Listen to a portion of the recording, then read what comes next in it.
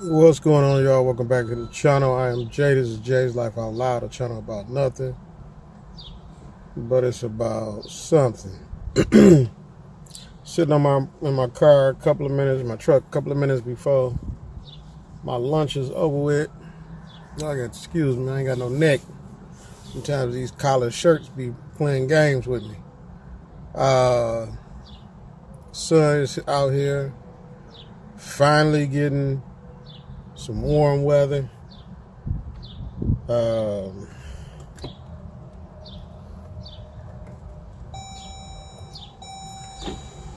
It's like it's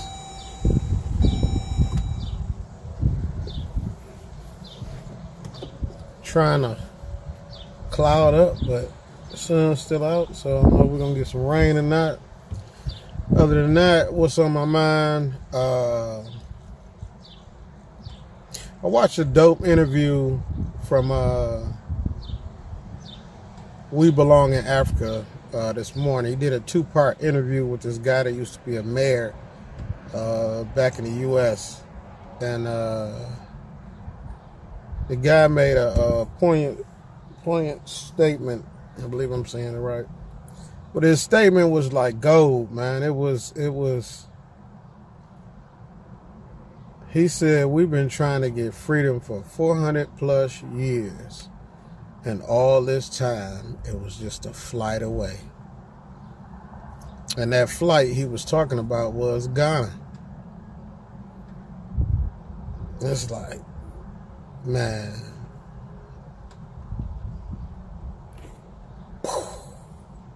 As simple as it was,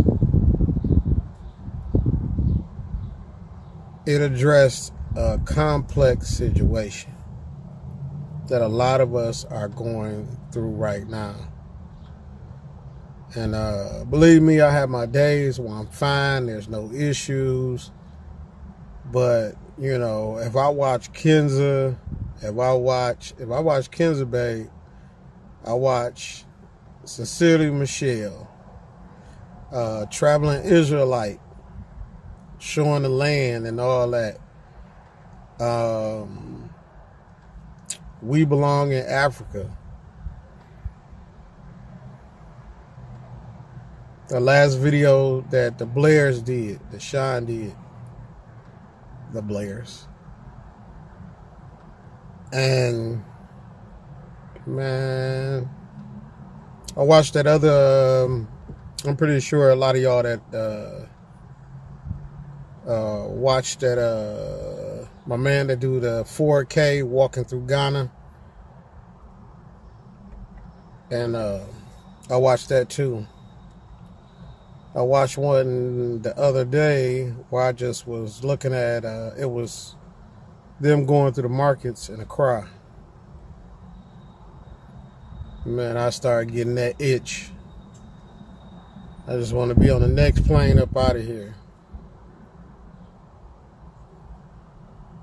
And he also asked the mayor a question, the ex-mayor a question. Should all black people come back to Africa? And he respectfully said, you know, I'm not down on nobody that decide to stay, but I believe everybody should come. Every black person should come. He also mentioned that, you know, I need to go watch that video. Go over to We Belong in Africa and watch the last 2 videos he did with the interview. And, you know, he was saying if we only make up, I think he said 14% of the population in the United States, which I don't know why I feel like they smear the numbers sometimes, that, you know, with only being 14%, how are we ever going to gain control? Or even get it so it's even?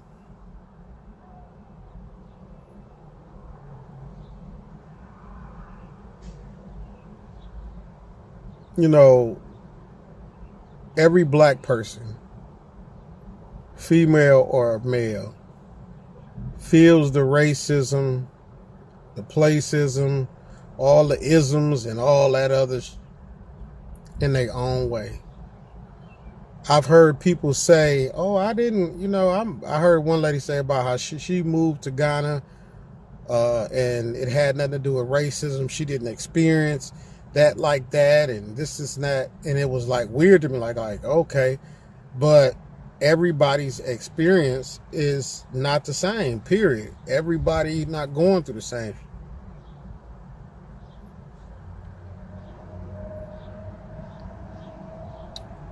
I believe some men would say that we as black men, we go through more than what black women go through.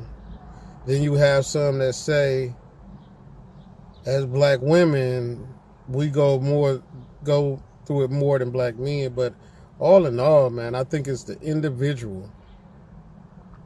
Some have eyes open, some are closed and don't even know they closed. Some are cool with being in comfortable slavery.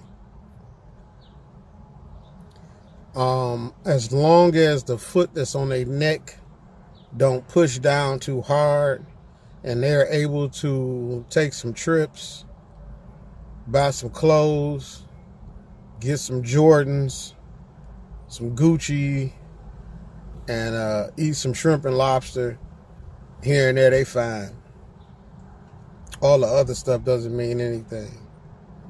I'm watching the riots here in LA, or you want to say protests, and they protesting because they tired of ICE, bombarding into their homes, schools, work sites, you name it. They just busting in, taking whoever. I don't care if you're 18, 5, or 78. If they feel they can deport you, they getting you up out of here. So I can understand what's going on. But at the same token, I'm noticing a lot of them, these other races are asking, where are black people at? While, we need the black and brown, or, we need to stick together. We couldn't do what y'all doing. Honestly, we couldn't come down there and throw rocks at the police and bust out. They'll start shooting us. Our lives don't mean that much. Not to them. And my heart goes out to those that either at the moment or can't, period, afford to leave. I'm talking about black folks that want to go back home. Some of us honestly can't afford it. We can't even afford the flight. Some of us don't make enough to even, pay the rent or the mortgage and car note or whatever, and make plans to move. I always hear people on the other side that's already over there, they owe the U.S. this and the U.S. that. That's why y'all need to get out of there and this and that. Imagine barely scraping by and wanting to leave. And you got to listen. And I'm not saying to these people, do you, but it's just, it has to do something to your soul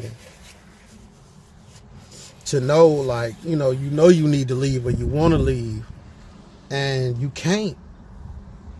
A lot of us can leave in time. A lot of us have to stack up, save money, do what we got to do, get rid of debt. And, and I guess that's life. Some will get left behind. Some will not want to come. They still think of Africa as, I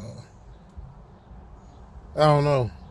It's not good enough. It's not this. It's not that. But me, that's where my heart is set. If the Lord dropped 150,000 on me right now, I'd be out. I'll be out and I manage that like I ain't never managed money before.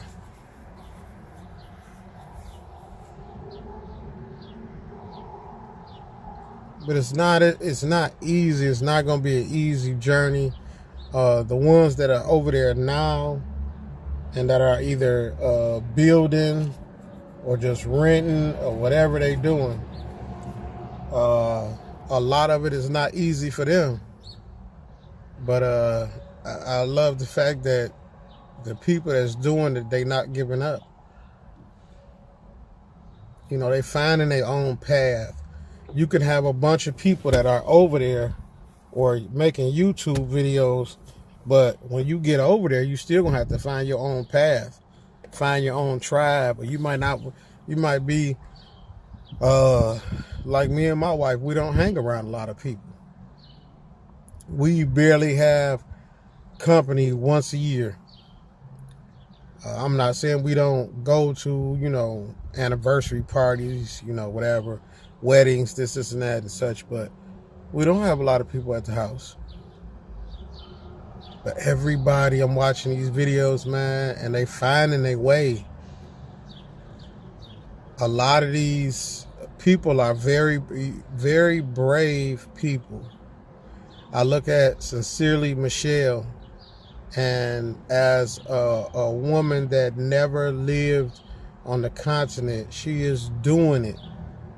She is doing it.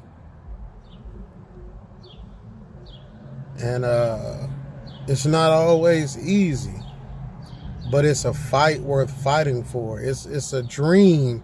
Those that are already there and that are setting up or already finished building, you are living the dream.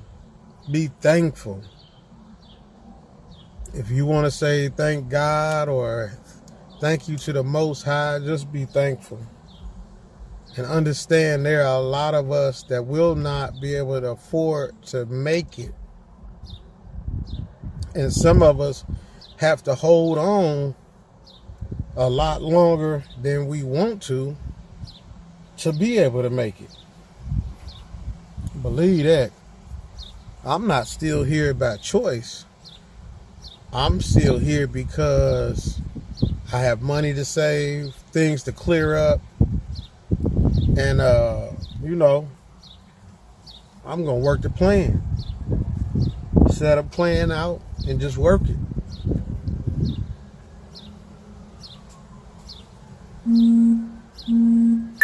Set a plan out and just work it. Try not to stress yourself out. Try not to let it drive you crazy. Because believe me, when I see everybody living and doing their thing over in Ghana, it's never a jealousy thing for me. It's always, man, I'm happy for them. Man, they made it. They doing it. You know. So this is just me thinking out loud. Thinking out loud and missing Ghana. Well, it's something that gets in your blood. People say, oh, people fantasize about Africa and this, and that. Hey, sometimes to some folks, it is a fantasy. It's a lifelong goal. It's what makes you feel good. I asked the traveling Israelite, his wife, Nana, I said, this has to be like being on vacation for the rest of your life. They said it is. So I'm not fantasizing about nothing. I know nothing is going to be perfect. It definitely ain't perfect here, but I know I'm blessed. And I'd rather be blessed than lucky. So, with that said, my lunchtime is over. I got to go back in here and go back to work. I love y'all. And Wish y'all the best week. No stress, no mess. And remember what Sister Tabitha said. Finish what you started. Finish what you started.